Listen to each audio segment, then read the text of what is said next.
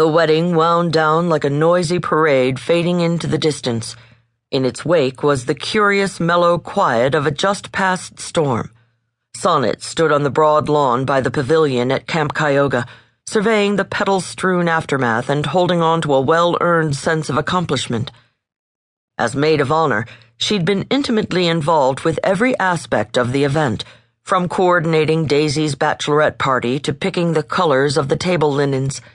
But today hadn't been about table decorations or small appliances. It had been about friends and family, and a celebration so joyous she could still feel its echo deep inside her. Rather than feeling exhausted after the long emotional day, she was chased by a feeling of restlessness. It was strange, coming back to the place she'd once called home, seeing people who looked her over and remarked, "I remember when you were this tall," or "Why hasn't some guy snatched you up by now?"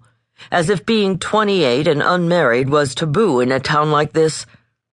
She smiled a little, pretending she didn't feel the tiniest dig of impatience with her personal life. No, she wasn't impatient. It was hard, caught up in the wedding whirlwind, to ignore the fact that nearly everyone in sight was coupled up. Taking a deep breath, she went back to savoring the success of the day. The bride and groom had just departed. Her maid of honor duties were done. In the glow of twinkling fairy lights, the band was breaking down its set. The catering crew got going on the cleanup. The last of the wedding guests were slowly melting into the darkness of the perfect fall evening, the air redolent of crisp leaves and ripe apples. There had been a bonfire at the lakeshore, but it had burned to glowing embers by now.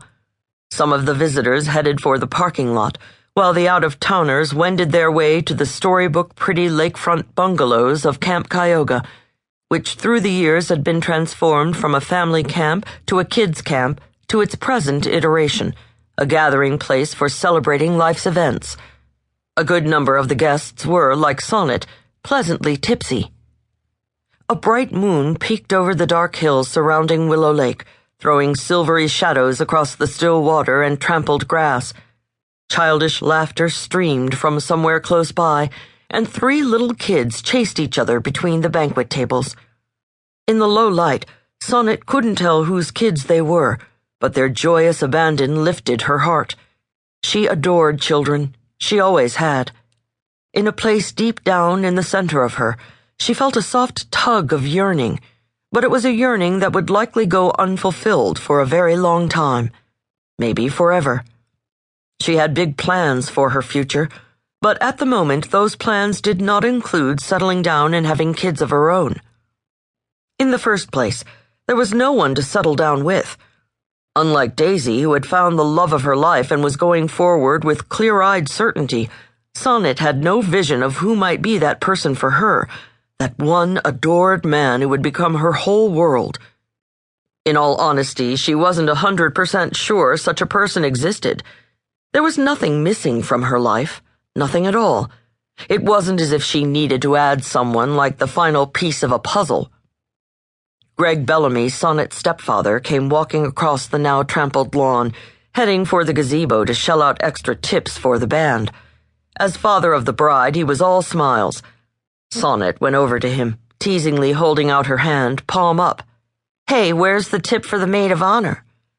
Greg chuckled, looking handsome but tired and slightly disheveled in his tux, the black silk bow tie undone and hanging on either side of his unbuttoned collar. "Here's a tip for you. Take a couple of aspirin before you go to bed tonight. It'll counteract those Jell-O shots you did at the reception." "You saw that?" She grinned. "Whoops." "It's okay. You've earned it, kiddo. Great job today. You look like a million, and the toast you made at the reception, hilarious. Everybody loved it. You're a born public speaker." "Yeah? Aw, thanks. You're not so bad yourself for an evil stepfather." Sonnet loved her mom's husband. Through the years, he'd been a great mentor and friend to her. But he wasn't her dad. Sonnet's father, General Lawrence Jeffries, played that role, although he had been virtually absent from her childhood, making a career for himself far from the bucolic charm of Avalon. When Sonnet went off to college at American University and then graduate school at Georgetown, however,